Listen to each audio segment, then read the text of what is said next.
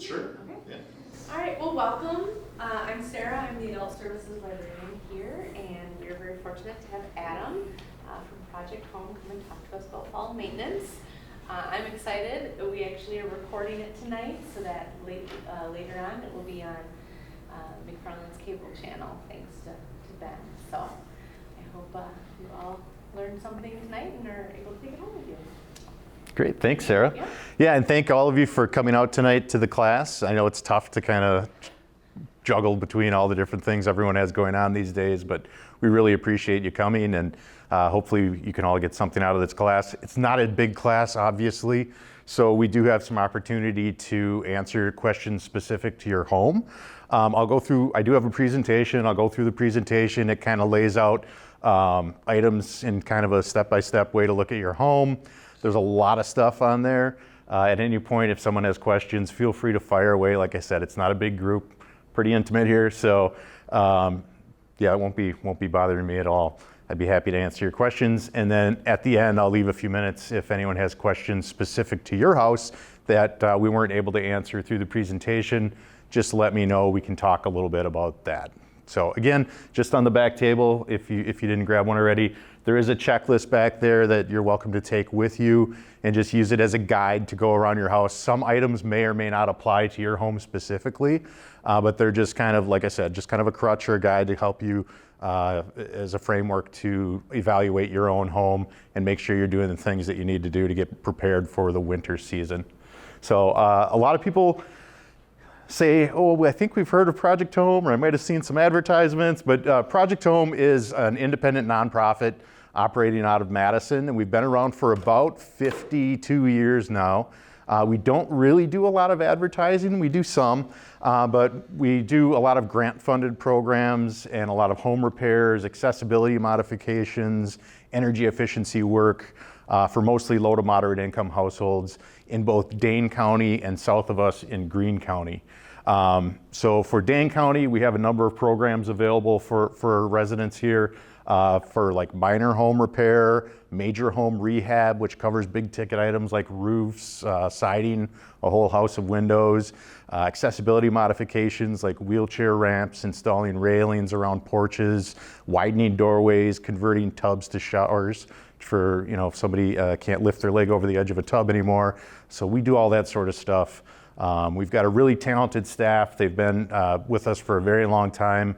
We even have a plumber on staff, so we're able to do plumbing work through these programs. So we're very fortunate for all the community partners we have in the area, and we're very excited to be able to offer some of these educational opportunities for the community like we're doing tonight. So MG&E has been a great sponsor of ours over the years, and I mean, you don't get to choose your utility necessarily, but if you have a chance to give them a shout out at some point, we really appreciate what MG&E does, and we're very thankful for their support.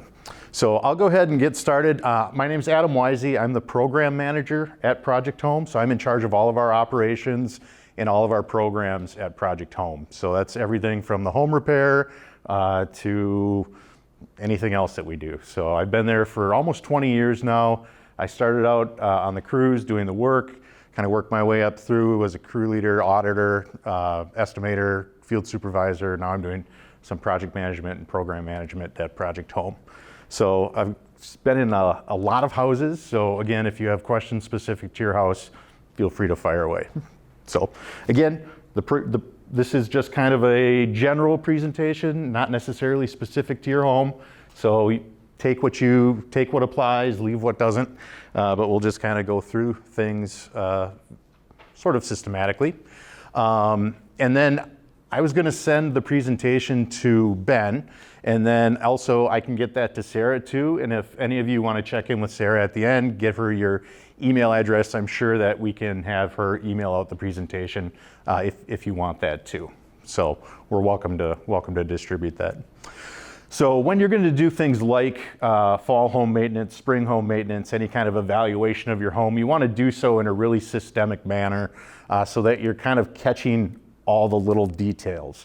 Everything in your house, all the really big problems generally start with a small detail that just gets worse and worse and worse over time. So when you're going to look at your house, like I said, use that checklist as kind of a general guide for your home. but also bring with you like a notepad and a pen for taking notes. You know, your camera on your phone is great to kind of snap a quick photo of something as a reference, check the color, check the material, all that kind of stuff. So have a little kit of things with you when you go and do this first. So you're going to want to do that evaluation to start with. Generally speaking, when you're evaluating your home, we want to start on the outside, all right? Most of the big problems are going to be the outside stuff trying to get in. So we're going to do a little exterior walk around, and we're going to start with the roof, okay? This isn't all text, I promise. I've got a lot of pictures in here, but I'm just kind of getting started with this. So the first thing you're going to look at is the roof. So oftentimes if you're right next to your building, it's hard to see up on the roof. So you may need to take a step back onto the sidewalk or across the street and look out over it. If you happen to have a pair of binoculars, that can be really useful for taking a real close look at things on your roof. So you're going to want to check for any damaged or missing shingles, repair those as needed. Tree branches that are hanging down near your roof or like swinging in the breeze and rubbing against your roof can cut a hole right through those shingles. They can also be pathways for things like squirrels and raccoons to get up on your roof, and then they're going to find some way to get in your attic and cause mischief in there. So trim any tree branches or low-hanging branches away from your roof to make sure they're not impacting your roof and to make sure they're not a pathway for animals to get into your attic. And then also make sure any debris is cleaned off of all the vents on your roof so your attic can breathe properly. That's really important. So here's just some quick images. We've got things like this where maybe in a windstorm, the wind lifted the corner of a shingle up and ripped it off. Now you've got some nail heads that are exposed. You've got some shingles here that are improperly lapped, and if water's coming down the roof, that can get underneath the shingle. Those are all things you're going to be looking for and making notes of, like, hey, shingle here needs to get repaired. Just make a general note of that. This is what you're looking at there. That's actually a vent for a ventilation fan. So that's a vent hood that sits on your roof, and it's usually connected to a kitchen or a bathroom exhaust fan. And there's going to be a little metal damper in there located right up underneath this opening. And you're going to want to take a look in there and see if a bird's built a nest in there, or if the wasps have built their nest in there. If that's obstructed some way, that little metal flap won't open, and when your exhaust fan runs, no air is going to come out. So be looking for things like that. Another huge thing that you're going to be checking is the water management around your home. We talked about missing shingles and the fact that that could allow water into your roof and cause problems. But the gutters, the downspout extensions, all those are things that you're going to want to take a real close look at. Spend some time and get those cleaned out to make sure there's no leaves and other debris in there. It's good to test them every once in a while. So take a hose. If you have a sprayer, spray some water up there. Make sure the water is actually coming out the downspouts, that it's not leaking in somewhere else. So double check that.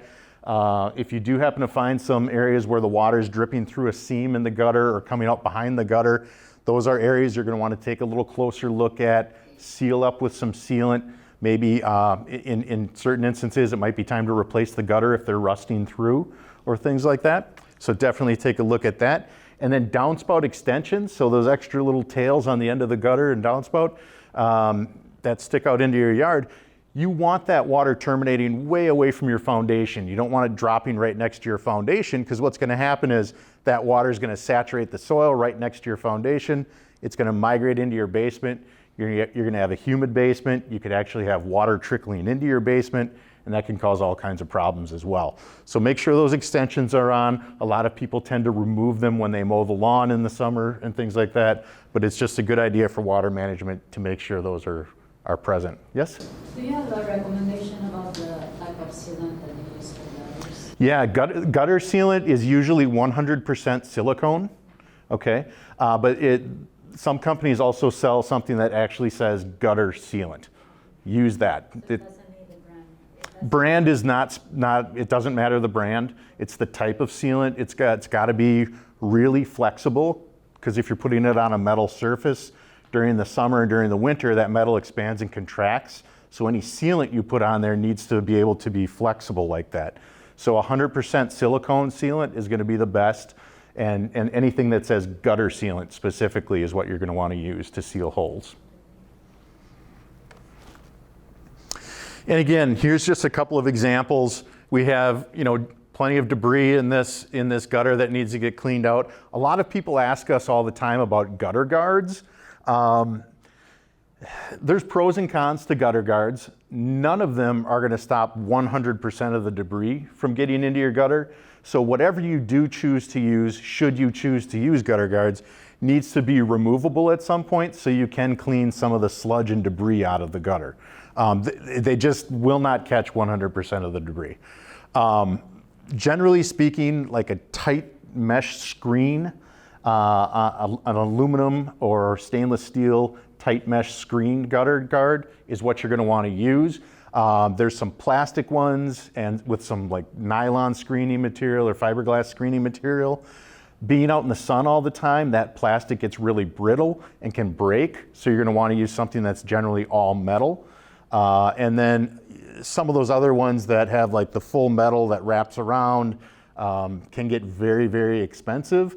And they're not necessarily any more effective than some of just the metal screening gutter guards that are out there. So if you're thinking of putting gutter guards on, use something like an expanded metal screen, tight weave mesh, all metal. Here you can see a downspout with no extension on it. The water's been dripping right next to the foundation, and that's creating a depression there, and eventually that's just going to keep boring down. And obviously dumping a bunch of water next to your foundation is never a good idea. So we want to see something like a nice long downspout extension with even a splash pad at the end, just to kind of get that water flowing away from your foundation. And then in areas like this, in an inside valley where two roof lines come together, you want to make sure that that water is not able to kind of get back up underneath the shingles. So the way things are set up in that image, the gutters aren't really connected in the middle. During the wintertime, snow and ice can build up in there, and water can actually, snow melt and water can actually push up behind the shingles and cause some roof damage. So you're going to want to make sure areas like that are really detailed well and the gutters are continuous and not misaligned like that. So that slide is not playing nice with us, so we'll just skip it. But anyway, those areas underneath your eaves and the areas behind your gutter and on your gable ends, if they're painted wood, you're going to want to make sure the paint is intact so you don't have any exposed wood out there, because that can lead to things like rotting. And as soon as that starts to rot, insects get in there, then the woodpeckers get in there and peck holes in it. Once a hole's in it, then a squirrel can get into your attic. So it's one of those little things that, just snowballs. That kind of a little problem like peeling paint can snowball into something like a hole in your wall within as little as a year or so. So again, when you're doing your exterior survey, note areas where there's peeling paint, note areas where there's already starting to see some deterioration or damage in the soffit or fascia of your house. Other penetrations on your roof, things like chimneys, flue pipes, metal plumbing vent pipes that come through your roof. You're going to want to just do a quick inspection of those as well. Make sure that if you do have like a wood burning, does anyone have a wood burning fireplace? Most people don't, some people do. So if you do have a wood burning fireplace, make sure there's a spark arresting screen on the top of the chimney so you don't get ash and sparks flying out of there that can migrate down and cause a fire somewhere. Make sure you have your chimney inspected periodically, maybe once every 2-3 years by a chimney service, just so they can get rid of any creosote buildup and prevent things like chimney fires from starting. But fire brick and all the mortar between the fire brick and the firebox, you're going to want to just double check that and make sure that that's all intact and not deteriorating, because you need that consistent fireproof area around the firebox. So check that.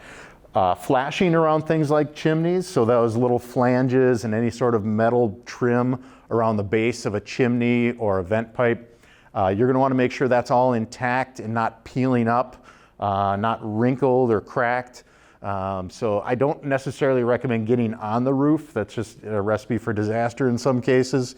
But if you're comfortable doing that, it's a good idea to kind of get a little closer, maybe take a shot of it on your camera, zoom in to check the condition of the flashing, check the condition of the caulking and sealant around those chimneys and flues, just to make sure that's not cracking and falling out.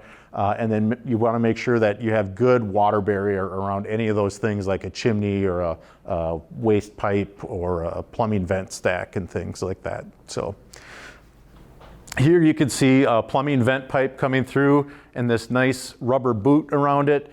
Right here at the bottom is a little bit of an issue because over time the bottom lip has kind of curled up, and if you get like a driving rain, that water that hits the roof can actually flow uphill a little bit with, assisted with the wind, and get up underneath there, and it can get inside your attic. It could damage your roof deck. So you're going to want to make sure that there's good sealant under there and that's nailed down tight, and the nail heads are also sealed as well.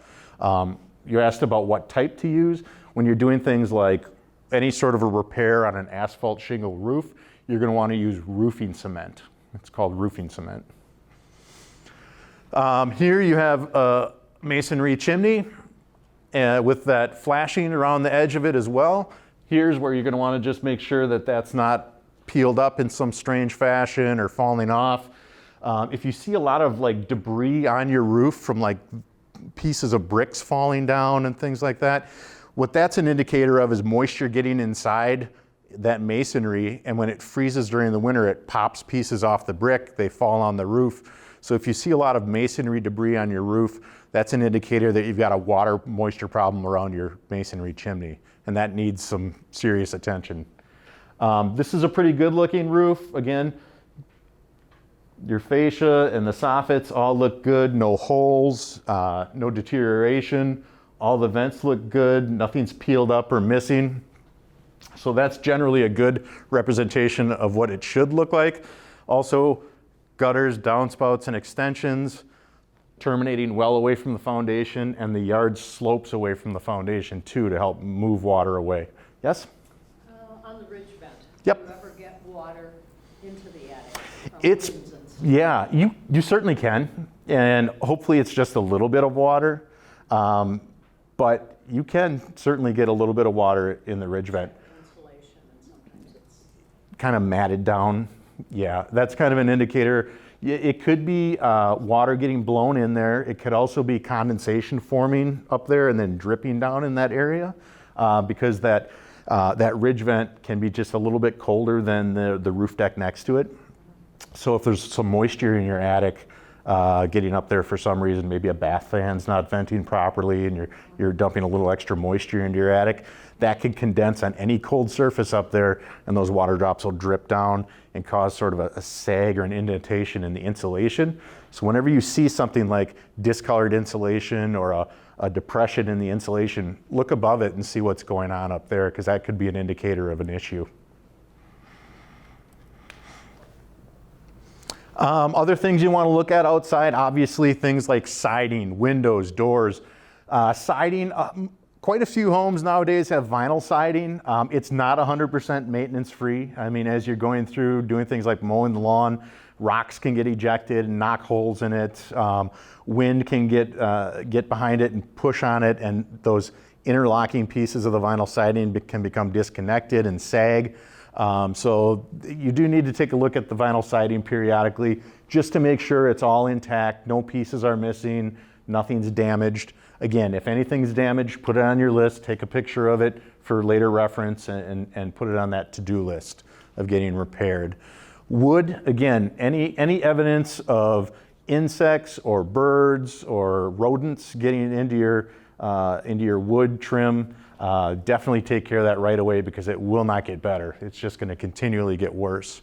So any sort of paint peeling or bare wood that's exposed on the outside of your house, get something covering that as soon as possible, just to make sure that it doesn't continue to deteriorate. And then if you do stack things like firewood or a lot of garden tools, or if you have a little shed outside, you really don't want that tight up against your house. You want that away from the home a little bit, because a stack of firewood is a really good refuge for, in the wintertime, mice and chipmunks and things like that, who can also then get inside your wall cavities and into your home eventually. So if you're going to be storing things outside, make sure they're away from the exterior walls of your house. And then also, most new appliances, when I say appliances, I'm talking about mechanical systems like furnaces and water heaters. vent to the outside, not through a chimney anymore, but through a plastic pipe that comes out through the side of your house. So those plastic vent pipes for chimneys and water heaters and other mechanical systems, you're going to want to make sure are not obstructed anywhere. So take a quick look in them over the summer when that furnace is not running. It's just a hole there, not really doing anything. We see oftentimes spider nests, wasp nests, birds' nests. Kids stick stuff in there sometimes. So just double check that that vent is not obstructed, because if that's obstructed, there's a pressure switch in your furnace that when it goes to turn on, it'll say, hey, wait a minute, the exhaust is not getting out of the house. I'm going to shut myself off. So you'll end up with a no heat situation. So make sure those vent pipes are clear. Make sure there's no leaves or other debris in them. Just do that quick double check before you get into the heating season. Again, just examples of, exposed paint that's gone on too long, just some trim over a garage. That's a classic spot where deterioration starts. You have that wood molding around a garage door, not often well flashed or well detailed. Water and ice can sit on the top of that piece of wood and just start to cause some decay. A lot of the replacement components for that are now made with fiberglass or PVC or vinyl as opposed to wood, because this is such an issue. In older homes, not many new homes have wood trim around the windows anymore, but certainly in the bottom corners of those wood trimmed windows, that's where we can start to see some deterioration. So those are kind of like the first spots where you're going to start to see some problems. Right here, you have a vinyl sided home. There's been some siding that's fallen down that was not real well secured. The bottom connecting strip let loose, and now you have a sagging piece of siding. So you could potentially have water that gets behind the siding and causes damage to that wall between the house and garage. So those are the kinds of things you're going to be looking for. Also around the garage, some more peeling paint on that wood trim. That's an area of concern as well, that you're going to want to get that touched up too, to make sure that you don't have further damage. Dryer vents. So dryer vents, you're going to want to make sure those vent hoods are free of debris and free of lint. A lot of times, some of the newer ones come with like this cage around it to keep birds and stuff from going into the dryer vent. I'm not a big fan of those. They do, as you can see, I took these photos, as you can see, they do tend to accumulate an awful lot of lint. Lint in the dryer vent system is a leading cause of house fires in the United States. So making sure that your dryer vent is nice and clean and not collecting a lot of lint is really, really important. This is also nothing wrong with this dryer vent, just another example of what a dryer vent might look like on the outside of your house. The little louvered vent like that. We already kind of talked about this one. This is also another example of a vent hood. That's for like a bathroom exhaust fan that vents out through the roof. You may also have a vent that looks like this, and that's usually for a kitchen range hood or a microwave with a fan in it that vents straight out through the wall. All of those are areas you're going to want to be checking. Like we talked about earlier, make sure there's not bird's nest or wasp nest or any other kind of obstruction. Make sure that metal damper opens and closes easily. One thing you can do is turn the fan on inside, go outside and look up at it and make sure that flap is opened up once you turn it on. Turn the fan off, look again, make sure it's dropped back down into the closed position. Just make sure those are working properly so you can exhaust moist air from your house during the winter, and then they're not just sitting open allowing cold air to come back into your house when it's not running. So I think my dryer vent looks similar to the one on the right, and it's got a little screen in front of it. Sure. Pop Yeah. that baby off. Yeah, I would. If it's not accumulating lint really quickly, you can probably leave the screen on there, but you may want to take it off and clean it periodically. If you're going to kind of get in the habit of doing like a quick maintenance check on your house every now and then, I definitely put it on the list as something to check. I think it's actually fallen out. Oh, well, if it's falling out, you may want to just help it on its way and just get it right out of there. Yeah. Again, dealing with water management, because water is probably the leading cause of building failure in all its forms. So rainwater, flooding, plumbing leaks, condensation that leads to mold problems. Water is the leading cause of building failure. So One other big area you're going to want to check is the actual grading of your landscaping around the foundation. You want to make sure that you have a negative grade, so it starts high at the foundation and slopes away from the foundation. So any of that rainwater that does not get captured in your gutter and downspout system, when it does fall to the ground, it runs away from your house. So getting that water away from your house is really key. We like to say we want the house to have a good hat and a good pair of boots. So keep that roof nice and tight and the foundation nice and tight and dry. So think of it that way. Same thing like a person going out in the rain. Just want to keep the water off of you. If you do happen to see any sort of depressions in the foundation, you can certainly fill that with soil or other compactable dirt. Clay is a good thing to use. If you see any cracks in the actual masonry of the foundation, those can be patched and sealed generally with an epoxy if they're not too big and if they're not too misaligned. If you see a crack in your foundation and there's a huge difference in the foundation plane on either side of that crack, that could be an indicator that the foundation's tipping in or out on either side of that crack. And that's where you're going to want to probably call a foundation or a basement repair company to come out and evaluate it and see what the bigger issue is there.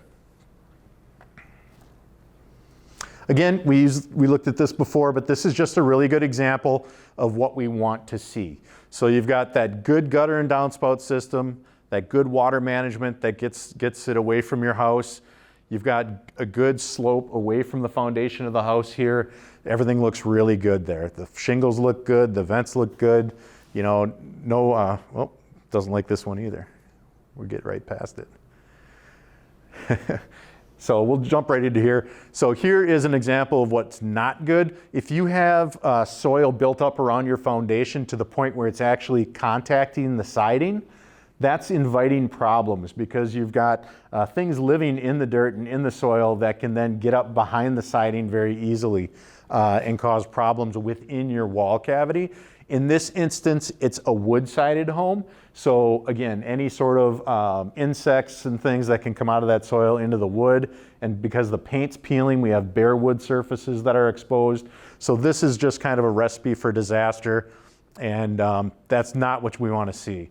You can see the masonry foundation down here, and that ground slopes right up and contacts the wood. You can even see some like green algae and stuff starting to form in that corner where all that moisture from the ground's just wicking into that wood. So you want to make sure that any grading around your house does not contact the siding.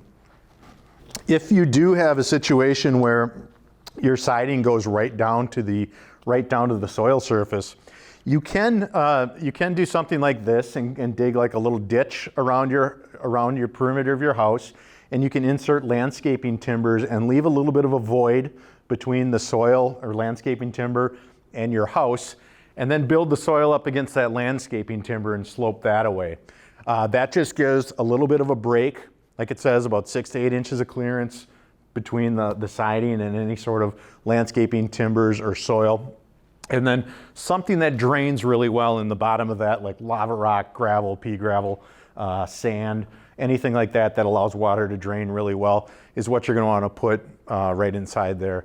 Just so if you do get any water in there, it drains away right away instead of sitting in there, pooling, and then wicking into the foundation or into the siding.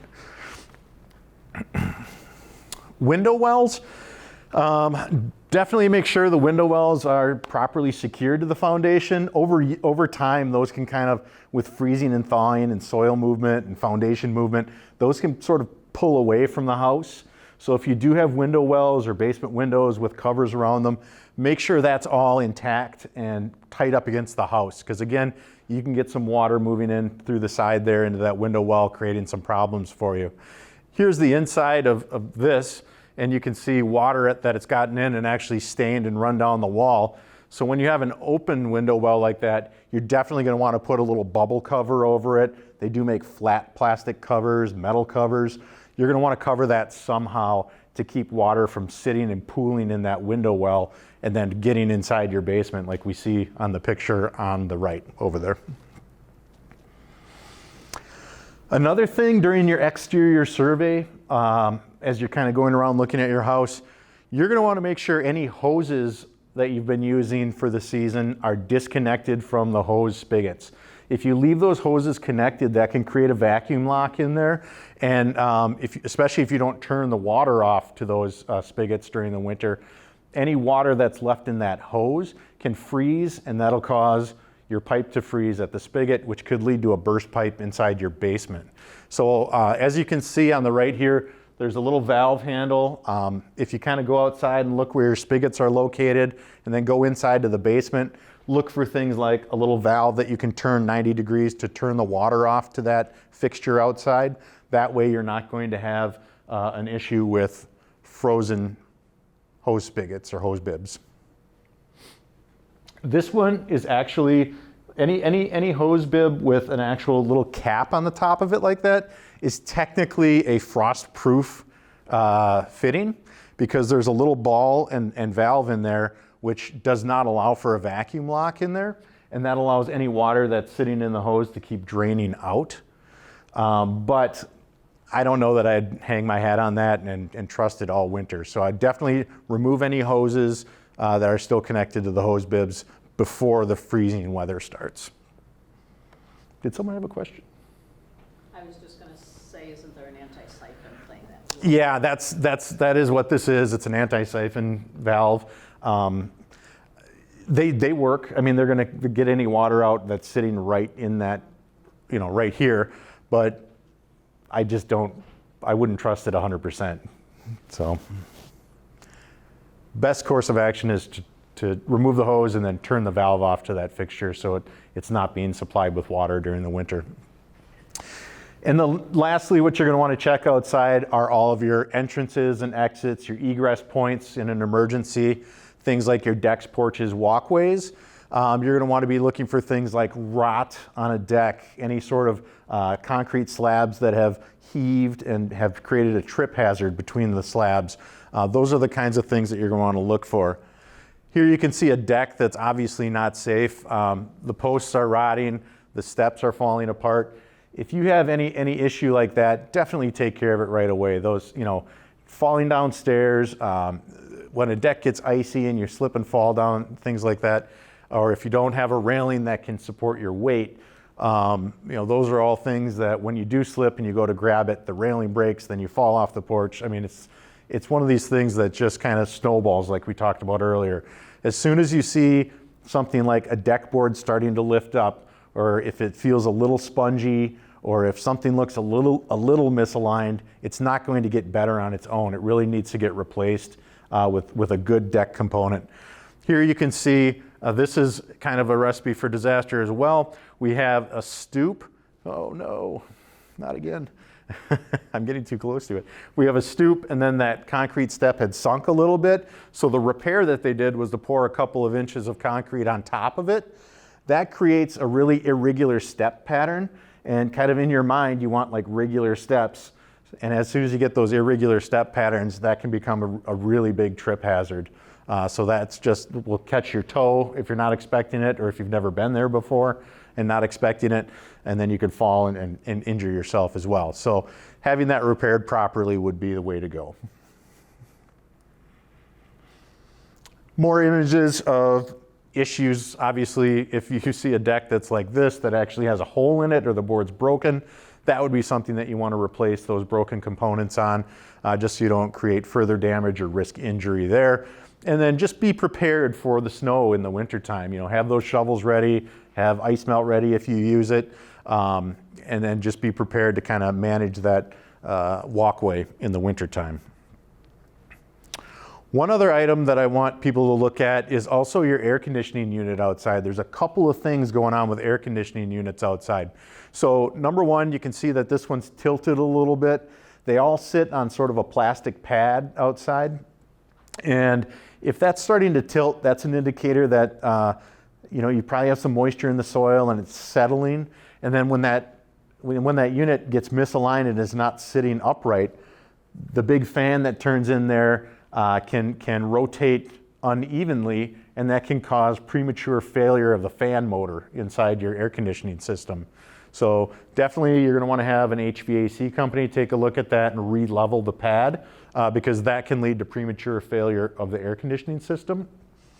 I think I might have a picture of it later, but I'm also just going to mention, If you're looking at your air conditioning unit, it should kind of look like the grill of your car with all those little metal slats on it. If that's covered with things like cottonwood debris or just dust and dirt and stuff, and it's all caked up, that needs to get cleaned off. All those little metal fins create a lot of surface area, which helps these units work efficiently and actually cool the air properly in your home and dissipate the heat from your home. So if those are all caked with debris and the air is not flowing through them properly, that's going to cause your air conditioning system not to work properly and not to work as efficiently as it could. So it needs a good cleaning with a hose and a soft brush to get all the debris off of there. After you've done that exterior survey, obviously you're going to move inside and start taking a look around the inside of your house again. Keep that notepad and pen with you and just be methodical about it. Some people like to start at the top and work their way down. Others like to start at the bottom and work their way up. But just however you do it, just be kind of methodical about it and go through the whole house to try and identify any issues that you might have. So attics. Someone mentioned, I think you mentioned, maybe this is the time for you to get up in your attic again. There's a lot of different ways to access attics. Some have a walk-up attic depending on the house. It could have a pull-down staircase in the ceiling. It might just have a little hatch in the ceiling that you have to push up in and set a ladder up to get into. So if you know where the entrance to your attic is and you're comfortable taking a look in there, I'd say it's a good idea to just put a mask on and set up a ladder or go up in your attic and take a look around just to see what's going on. It's one of those spaces in your home that you don't really go into a whole lot. Unfinished basements, attic spaces, crawl spaces, those are areas that we just don't look at a lot. And it's a good idea to get some eyes on that every once in a while, because those can be areas where a lot's going on in the house that you just might not know about. These are just some examples of attic accesses. I think most of you know what the one looks like in your house. Again, I apologize for these issues with the cable we're having here. Make sure that's in tightly. But what you're going to want to do is just a quick visual inspection of your attic. So check for the insulation level. In our climate, you're probably going to want to see somewhere between 14 to 18 inches of insulation in your attic. That would be about appropriate, whether that's chopped fiberglass or cellulose. It could be white or pink or gray, whatever the insulation type is in there, you're going to want to see right around 14 to 18 inches in your attic. That would be about right for what we're looking for. You're going to want to look for any evidence of insects or rodents or even cats getting up there. You'll see pathways through the insulation. You'll see straw and nesting material up there if birds are getting in. If you see a bunch of little pellets on top of the insulation, it could be an indication of a rodent issue or bats in the attic, which you're going to want to have addressed. So just take a look around, use a flashlight, use the camera on your phone, take some photos and see what's going on up there.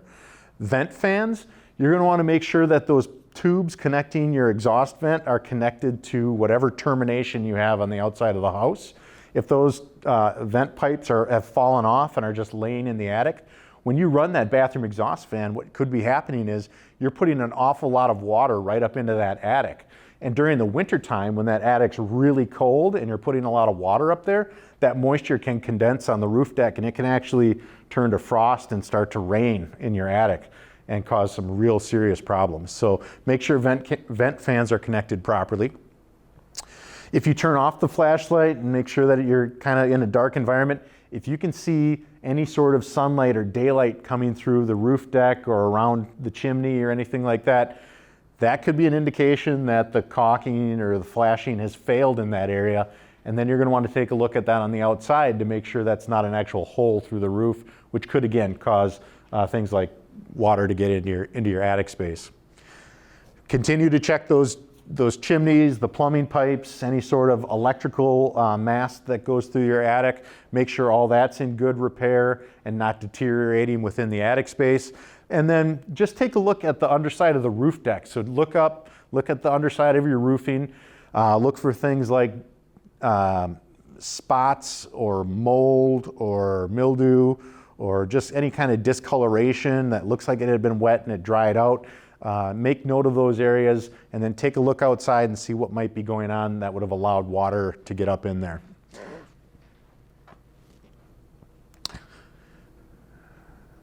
I think it just wants to like settle in for like one blip every now and then. So here's just what some different fan vent assemblies might look like. You could have just the corrugated metal like this. You have to look quickly though. You could have the vinyl, like looks like the old dryer vent material. You could have that. You could have the insulated jacket material that's usually black in color, could be white in color. But generally speaking, for fan venting, the rule of thumb is to have the shortest, straightest, smoothest vent run from the fan to the termination. That's going to allow for the best airflow, the least amount of resistance, and the best ability to get water out of your attic. When you see something like this, it was probably because there was a 25-foot roll of that stuff sold and nobody bothered to cut it. They just hooked one end up to the fan, one end up to the fitting, and left the rest coiled up in there.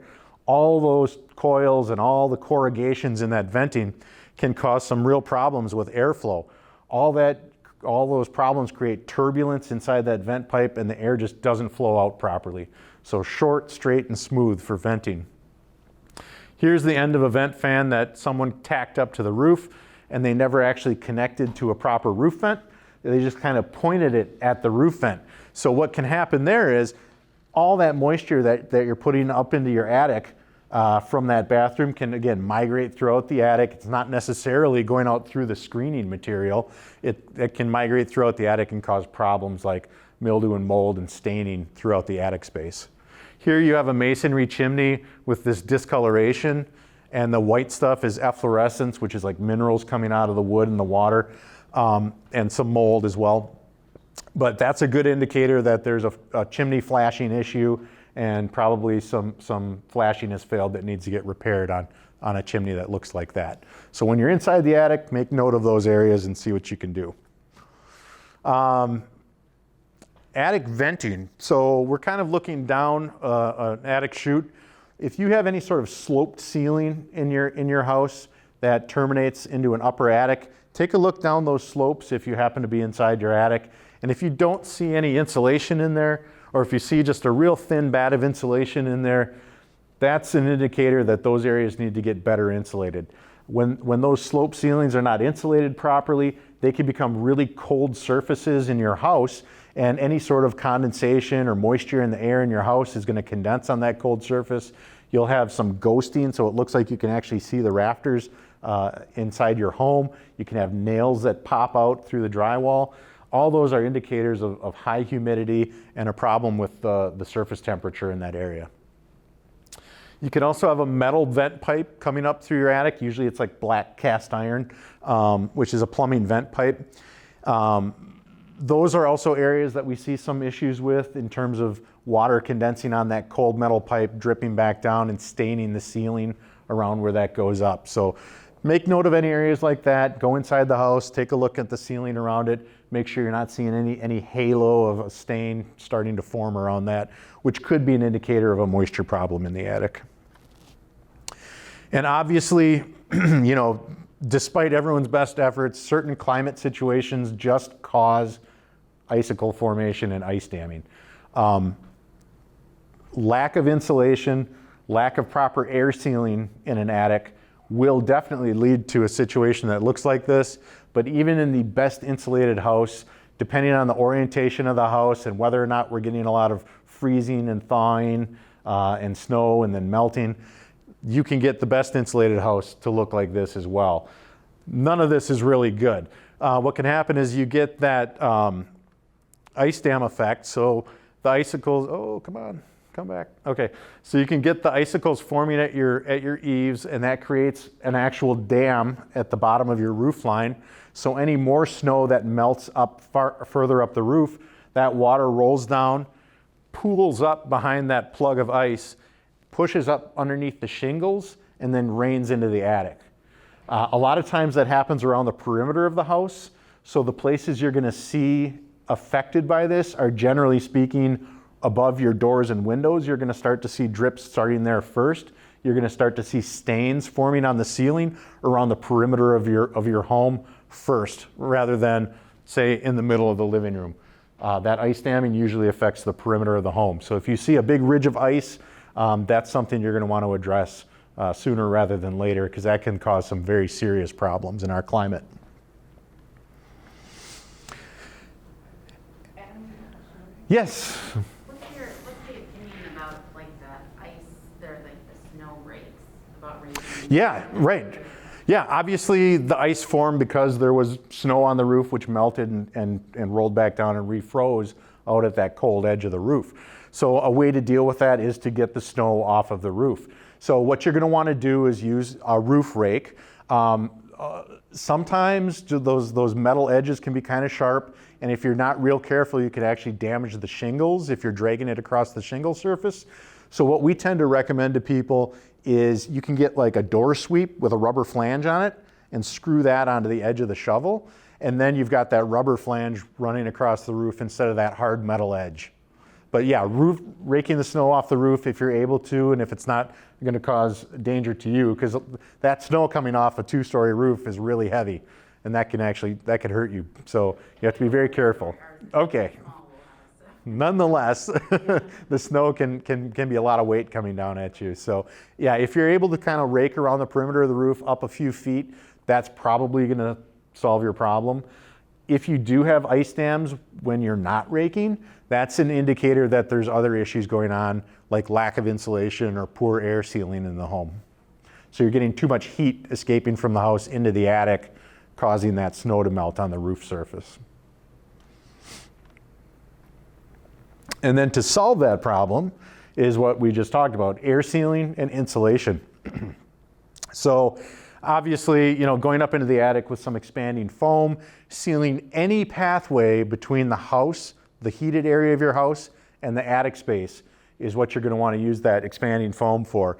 Be careful around things like vent pipes for furnaces or water heaters, heat lamps, anything like that that's going to be a heat source, because the foam can be flammable. So don't use it against any sort of a heat source, but any sort of plumbing or venting or electrical line coming through, any framing that's not tight to the drywall, any of those areas you can seal up with foam. You can see it around the electrical lines here. That's going to cut off those pathways from that warm air leaving your house, getting into the attic, melting that snow and causing the ice dam. Another area you're going to want to address if you're using foam, this is not going to help you with the ice damming, but it is an air sealing issue, is around the perimeter of your foundation at the top edge of your foundation. You can use foam like this, which expands and both air seals and insulates that area, or you can just seal with the little cans of foam around things like your gas line that comes in, or your electrical line and cable lines, the dryer vent, things that come into your house through that little rim at the top of your foundation in your basement. Again, you're cutting off those pathways for air exchange between the outside and the inside. And when you do that, even in the basement, you're cutting off air that's going to be leaving and going into the attic. So sealing up any air leaks in your home is going to reduce air leakage in your attic. And then once you've sealed everything up, you're going to want to make sure it's properly insulated. And again, this is kind of a blown-in product like cellulose. There's all different types of insulations. There's not like one best insulation. They all have different uses in the house. So blown in could be fiberglass, could be cellulose, it could be spray foam, could be fiberglass bats, foam board. You're going to want to properly insulate the house. So any of those areas, any of those boundaries of your home that define your living space, the space that you're paying money to heat and cool, you're going to want to make sure is insulated and air sealed properly from the exterior. So kind of think in 3D a little bit, and then take a look at your house and make sure that they're all properly sealed and insulated.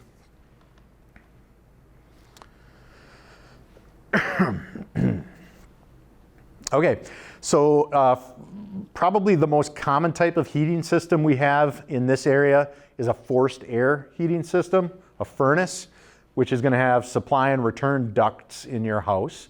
And you're going to want to go around and make sure that none of the supply and return grills in any of the rooms are obstructed with furniture or throw rugs or a pile of laundry in the corner.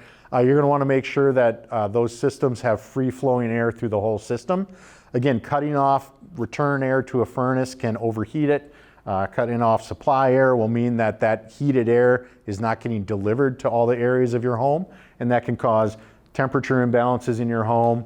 That could cause moisture problems in your home in certain instances. So you're going to want to make sure that those are free of obstructions, and also just do a quick vacuum of them when you're looking at them. Get all the pet hair and debris off of them. That's the best thing to do. If you have a boiler system or a baseboard heat that has fins along the baseboard, those you definitely want to vacuum off before the heating season every year.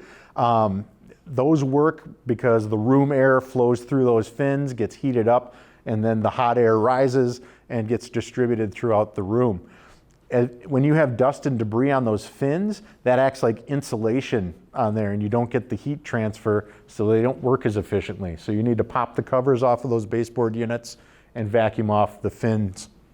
Also, get in the habit of opening the blinds and curtains during the daytime in the winter to allow that natural sunlight and heat to come in, and then close them at night, because that creates another barrier of insulation against that cold glass, so you're not radiating as much heat outside. Most people do that anyway for privacy reasons, but it's just a good thing that for energy efficiency, and also for managing and keeping your windows dry during the winter time. If you get moisture in your house from showering, cooking, bathing, if you leave your blinds closed all the time, that moisture, it's not airtight, so that moisture can get behind there, condense on the glass, and cause mold and mildew and spotting on your windows. So you're going to want to make sure you open that up during the day, give that window surface and window frame time to dry out really well. Also, what you're going to want to look at are the GFCI outlets, the ground fault protected outlets in your kitchens and bathrooms. They're kind of rectangular in shape typically. They've got buttons in the middle that say test and reset. They work off of resistance, so if there's a real significant drop in resistance, which means that there's been a short in the line, like somebody dropped the toaster in the sink or who knows what, it'll cause the power to quit right to that outlet. So when you press test, the power should be cut off to that outlet. So plug a radio or a light fixture into that outlet, press test, it should kill the power to it. When you press reset, it should re-energize that outlet. So just go ahead and test those. They're typically found in wet areas of your home, kitchens, basements, bathrooms, that sort of thing, and outside exterior outlets. Double check your smoke detectors and carbon monoxide alarms. So take a look and make sure, check how old they are. I mean, they're usually only good for about 10 years before the sensors get pretty degraded. And then also, it'd be a great time to change the batteries as well this time of year. We usually try and say rule of thumb is when you change the clocks in the fall and the spring, change the batteries and the smoke detectors as well. If you happen to have a range hood or a microwave over your range with a fan in it, a lot of times there's that little silver mesh screen under there. Definitely pull that out and soak it in some warm soapy water to clean that out. Again, that gets caked up with grease and other kitchen splatter. And doesn't allow for proper airflow through it when it gets very dirty. So this is a good time of year to pull that off, throw it in the sink, let it soak for a while, scrub it up, and then reinstall it. And then there is some theory, if you do have like ceiling fans that rotate the air in your house, there is some theory to, you know, in the summertime, they sort of pull air up through the room and keep the air nice and cold. In the wintertime, the theory is you reverse the flow on the fan, and any of that warm air that sits at the top of the room gets blown back down into the room. I don't know how effective that is. It's probably debatable depending on how well your house is sealed up anyway, or however many people still have ceiling fans. They're getting less popular, but definitely if you do have them, you can consider reversing the direction of the ceiling fan to try and even out the comfort in your room.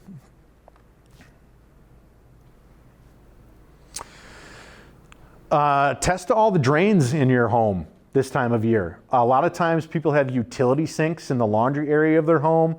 You may have a floor drain in the basement or garage. You might have a sump pump or a crock in the basement.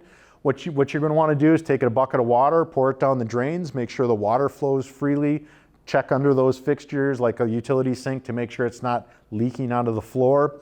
That sump pump, if you have a dry sump pump crock or if the water's not up to the pump, pour a couple buckets of water in there so the water level rises up, and make sure your sump pump actually turns on and ejects the water from the home. So that's a good time of year to check that stuff. And then just do a quick self-assessment of your heating system and your water heater. So you're going to want to be looking for things like, obviously, any sort of melted components, charring, discolored wiring. Turn it on, listen to it. If you hear some banging when it fires or some sort of high-pitched squealing when the fan turns on, those could all be indicators of issues with your heating system, and that might be a good time to call an HVAC company to come out and take a look at that for you. Do you need to get your heating system cleaned every year? Probably not, especially not if it's a brand new system, but I wouldn't go more than a couple of years without having a professional take a look at it. They're gonna vacuum everything out. They'll make sure all the settings are correct. They'll check for gas leaks. They'll check for the airflow through the system. They'll check the gas pressure to make sure that's correct. They'll check to make sure the carbon monoxide level is not increased on the unit. So it's a good idea to have that looked at by professionals every couple of years.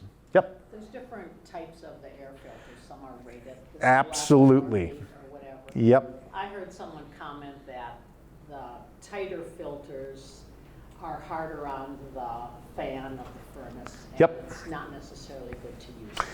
Right, so that is absolutely true. The tighter filters are more restrictive to airflow, so you don't have as much air flowing across the heat exchanger or the motors, cooling down those components of your furnace, and that can cause premature failure and overheating.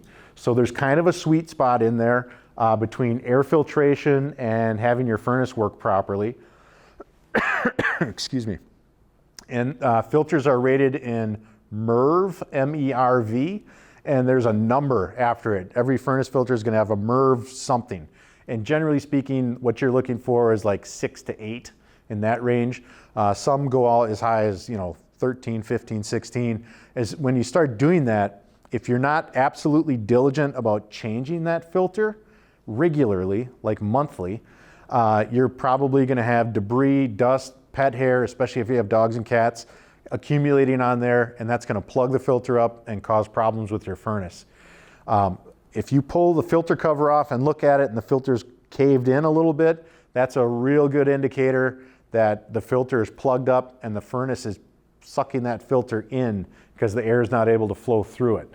So definitely take a look at the furnace filter. That's going to be a real key indicator whether or not there's problems. Yes? You're supposed to change those out every month? Depends what kind of filter you have. So if you have like the 1-inch filter, if you have a 1-inch thick filter, pleated usually, I would check it monthly, and get in the habit of the 1st or the 30th or when you pay your mortgage or whatever works for you, but I would get in the habit of actually checking it every single month.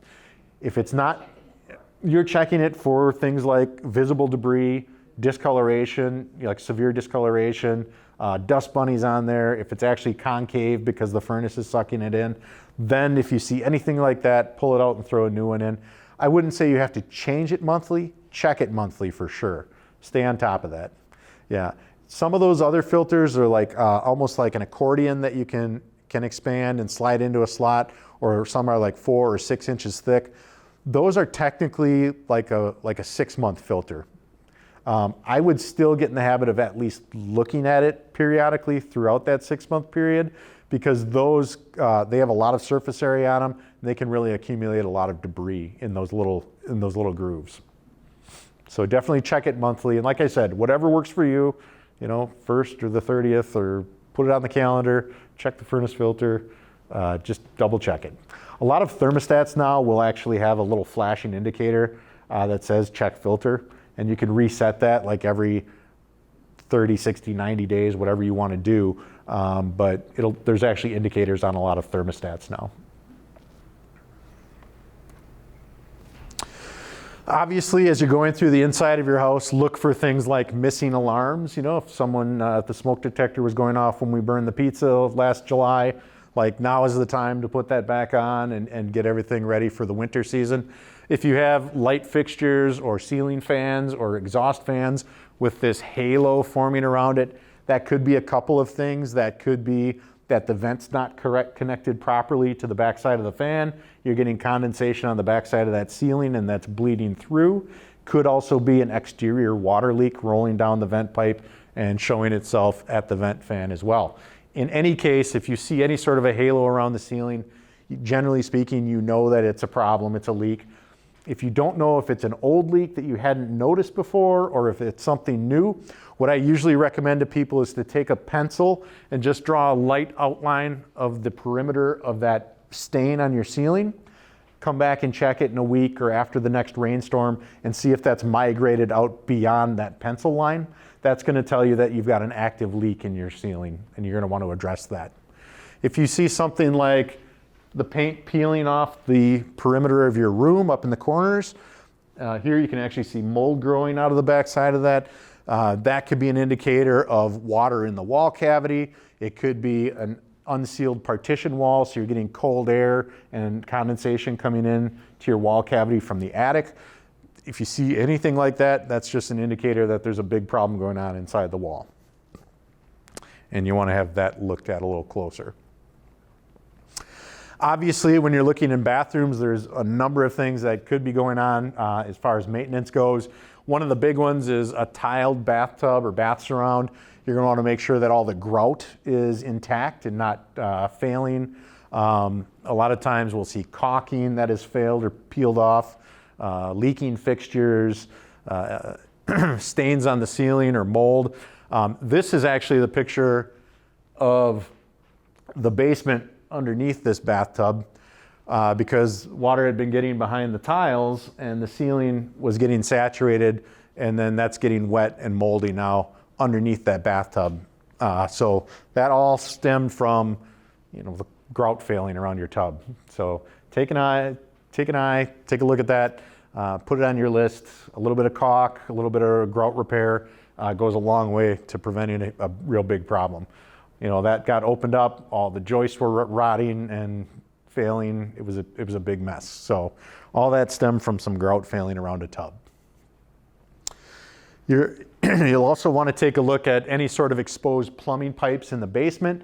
You're going to be looking for things like stains or rust or anything of that nature on any of the plumbing in the basement. Stains on the floor underneath plumbing pipes could be an indicator of a leak periodically. I mean, it may not be wet when you're looking at it, but maybe only when you drain the tub or only when the toilet actually flushes is there something leaking. So it's a good idea to take a look at the floor underneath any plumbing pipes in the basement. Toilets, I don't know. I mean, there's a lot that we can say about toilets as far as maintenance goes, but definitely check around the base to make sure that there's not water on the floor, that the toilet ring hasn't failed, that the wax ring hasn't failed and it's leaking around the base. Check the plumbing supply line to make sure it's not dripping behind there and that it's not leaking there. If you can constantly hear water trickling or water running next to your toilet, that's probably an indicator of water in the tank continually flowing into the bowl because the seal and the flapper is bad in the tank. So simple maintenance things like that can save you hundreds and sometimes thousands of gallons of water a month, which can really add up on your utility bill. So check that. If you're not sure if your water is leaking from your tank into your bowl, you can usually put a few drops of food coloring in the back of the tank. Lift the lid off, put some food coloring up there, and just give it a couple hours and look in the bowl and see if that food coloring's migrated into the bowl. That'll tell you if that water's seeping down in there and the flappers failed between the two. Again, that's just a quick fix thing, quick little check that can save you hundreds of gallons of water.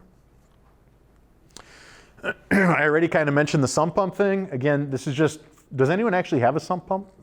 Okay, so this applies to you. So if you have not heard the sump pump go off in a while, it's a great idea before winter to pour some water down that crock to activate the pump and make sure it actually works and discharges the water. Also a good idea to make sure that where the discharge comes through your wall, that there's actually a tube hooked up to it and it's not just dumping the water right next to your foundation, because that'll sink right back down and now you just have this loop going on forever and the sump pump runs all the time. Also take a look at the walls in your basement. Look for things like little white powdery residue on the foundation. That could be an indicator of moisture coming in from the soil from the outside in, And then when that water dries, it leaves a little mineral deposit on your foundation. So if you have little like white powder in a line or in a little outline or stain looking thing on your foundation, that can be an indicator of moisture coming in. And then that's where we're going to want to look at things like, okay, are the downspout extensions connected? Is the grading okay in that area? Are the gutters plugged and now I have water spilling over right in that area? Those are all kind of the signs of what we looked at outside. I mentioned having your heating system inspected before the heating season. Again, your mileage may vary depending on heating system type, heating system age, whether you've had issues with your heating system before, all that kind of thing. So generally speaking, a brand new system probably doesn't need to get looked at for a couple years. If it's been 2, 3, 4 years, I would probably recommend having a HVAC professional come in and just do a pre-season tune and clean on your furnace or boiler.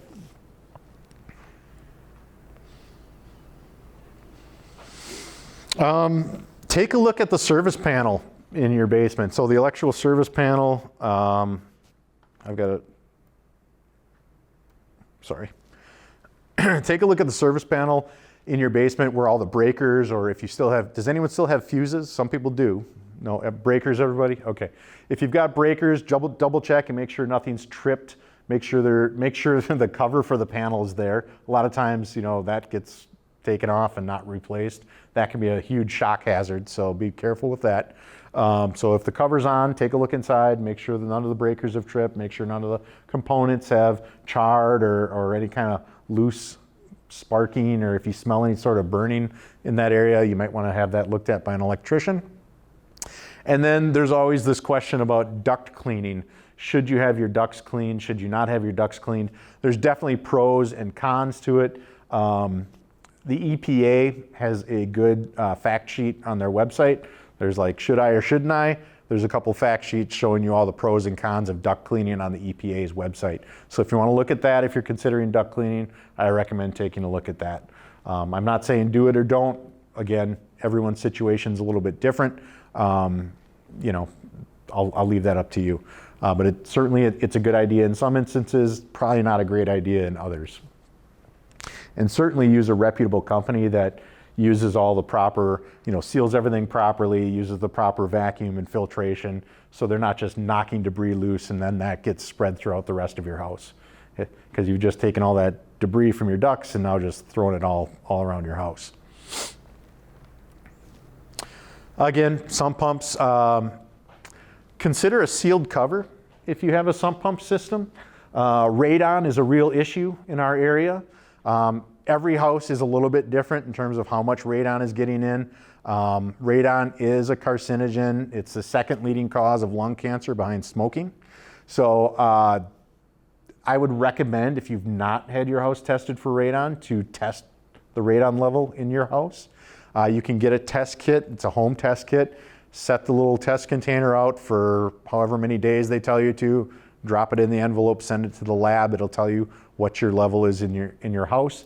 If it's elevated, call a radon professional. They'll come out and do like a longer term test just to confirm the results. And then you have some options for installing mitigation systems. So I'll answer your question in one sec. But radon is a gas caused from rock decay and mineral decay in the earth. And then that comes into our houses through any sort of cracks in the foundation of our house. So if you've got a sump pump with drain tile connected all around the house, all that is just a huge pathway for radon to get into your house. So if you have a sump pump, consider installing a sealed cover on that system. Yes? Okay, so I've got the sealed cover. Okay. So how do you check the sump pump? So those sealed Cover off? yes, so those sealed covers should have inspection ports on them. Most do. Yeah, they do. Yep. So and usually there's just some screws and a little gasket holding that in. Probably more of a sealant. Yeah, I mean that might be an issue. That's going to be tougher to deal with if it is. Oftentimes there are inspection ports where you can 'Cause then I take have that to off carry it and back then out, too, and you're right. then you're supposed to take it off and fill it and watch it. Yep. And it's Yep. like, okay, a whole process to seal it up again. Yes. Yeah, and it can be. It certainly can be. But most covers are designed to be installed and reinstalled and have inspection ports on them for that purpose. Water heaters, you're going to want to double check your water heater in your house. We've got a couple of different kinds. These are both gas-fired water heaters. So you've got the kind of the traditional gas-fired water heater with the little flue hood and the metal pipe that goes up the chimney or through the roof. And then we have the newer style of water heater, which has the blower motor on top of it and then the plastic vent pipe that goes out through the side of the house. Could also go up through the roof as well, but it's going to be venting with plastic instead of metal. They're both, as far as efficiency goes, roughly the same. The technology is the same. It's still a pot of water sitting over a burner. Okay, that hasn't really changed. The only thing that's changed as far as efficiency goes with these types of water heaters is how much insulation they put around the tank, how fast the air goes up through the flue. Those are the kinds of efficiency gains you have. There are all kinds of new technologies on the market. There's heat pump water heaters, which are kind of a version of an electric water heater. There's also on-demand or tankless style water heaters. Those have much higher efficiencies, but there's some other considerations you have to take into account if you have one of those systems as well, because they use an enormous amount of gas all at once to heat that water instantaneously. We've seen issues with heat exchanger failures and mineral deposits in the water liming up inside those heat exchanger chambers because of the burner being so large all at once. So there's good and bad to every system. I'm not going to recommend one over the other. You probably know what type you have in your house. Does everyone kind of have something that looks similar to this? Yeah, so I mean, this is pretty much what we're going to find. When you're looking at a water heater, you've got the gas valve at the bottom, and then there's kind of a compartment door underneath that. Take a look down there. If you see any sort of char marks or anything like outside your tank, that's an indicator of the flame kind of rolling out the bottom there. You're going to want to make sure the area around your water heater looks more like this and not like clothes piled right up against it. You definitely want free-flowing air to get into the water heater through these louvers, and there's also some louvers underneath the tank, which allow the room air to get in and exhaust through. So definitely make sure there's no debris and stored items piled up around your water heater. Take a look at all the water connections, take a look at the vent connections, take a look at the temperature and pressure relief valve. Look for things like water on the floor around it, which would be an indicator of a leak that you might want to get addressed. If the water heater fires while you're down there, take a look at the vent and make sure there's no holes in the vent or that there's no any sort of like disconnected vent fittings, which could be allowing exhaust gases into your basement. So check that out if you're looking at your water heater. We talked about furnace filters earlier. This is kind of a dirty filter actually. You want it pretty white in color actually. Once they start to get discolored to that point, I would probably consider replacing it. It's not long after that they're going to start to resist so much air that they start to cave in and cause problems with overheating in your furnace. So double check the air filter in your house. Look for electrical issues in your basement. Sorry about the strobe. But if you have like outlets or light fixtures in the basement or junction boxes that have had covers removed and not reinstalled, just be aware of that. That might be something you want to repair or just make note of so you don't come into contact with it. If you've got a service panel that's missing the cover, definitely stay a couple of feet away from that. I'm going to get off this one real quick. Definitely stay a couple of feet away from that because you could have arcs and get electrocuted just being near that panel sometimes.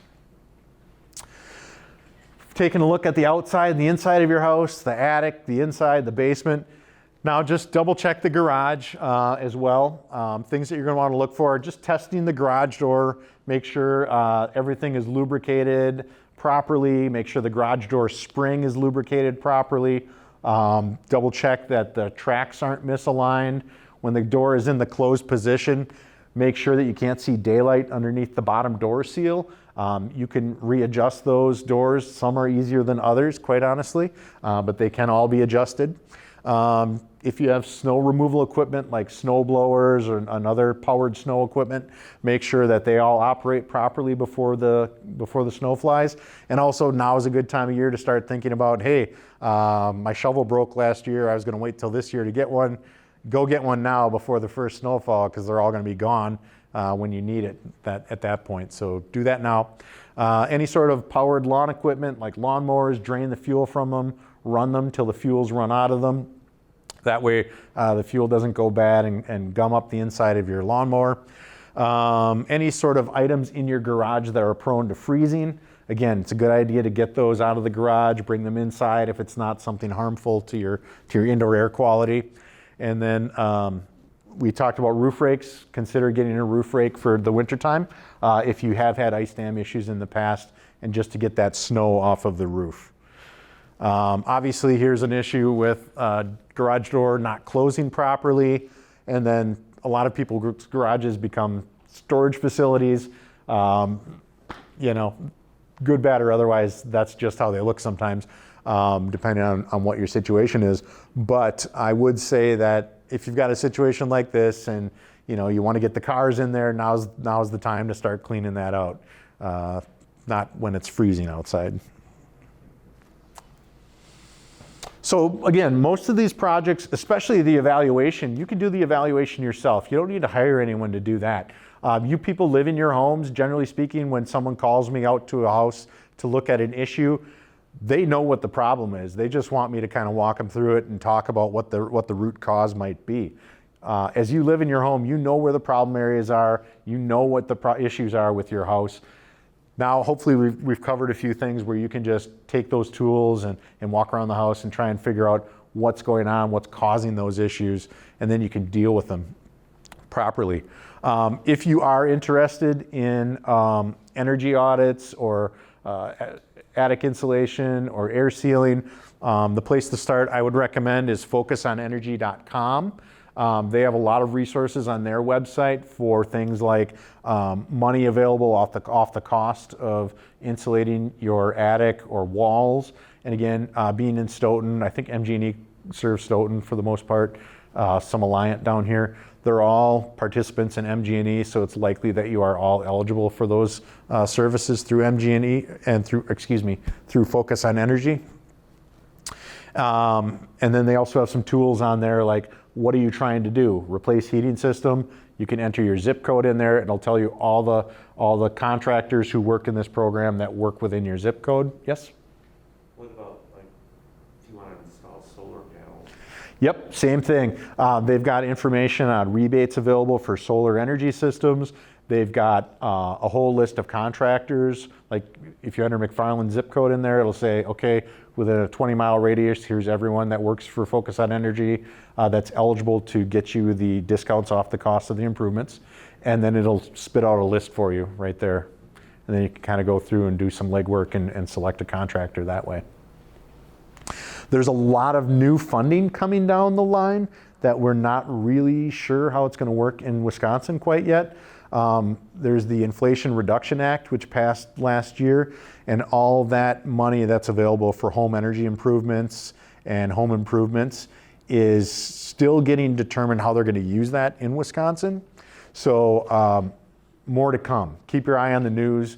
Keep your eye at the library. There might be some flyers and stuff out about it. Check Focus on Energy website. They're probably going to be heavily involved with distributing those funds to the general public. And a lot of that's going to go towards things like renewable energy systems, home energy efficiency improvements, energy efficient heating systems, energy efficient water heaters, heat pump water heaters, heat pump heating systems, electric vehicle chargers. I mean, there's all kinds of stuff coming to keep your eye on. But that can mostly be found at focusonenergy.com in Wisconsin. That's going to be kind of a good resource to start with.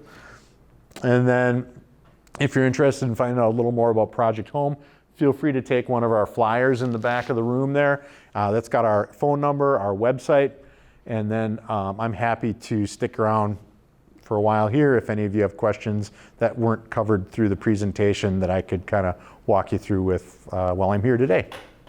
That's all I got. Thank you.